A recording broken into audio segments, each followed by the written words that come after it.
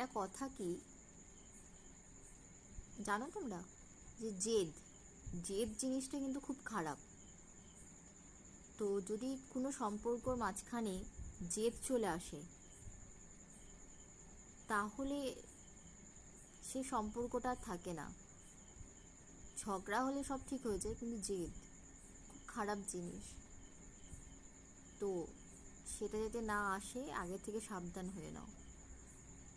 যখন দেখবে যে সম্পর্কটা শেষ হয়ে গেছে, তখন পরে বলবে যে না, আমি ওই জেদটা যদি না ধরে রাখতাম, আমি জেদ যদি না করতাম, তাহলে হয়তো আজকে আমাদের সম্পর্কটা ঠিক থাকতো বা আমাদের বন্ধুত্বটা ঠিক থাকতো।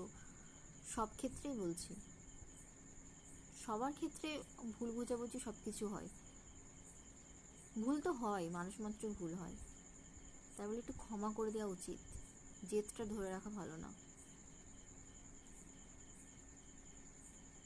তো নিজেদের সম্পর্কটাকে, বন্ধুত্বটাকে, যে কোনো সম্পর্কটাকে জেদ যাতে না আসে,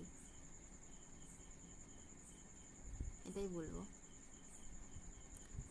যদি ঠিক বলে থাকি তাহলে কমেন্টে একটু জানিও, আর ভালো লাগলে শেয়ার করো।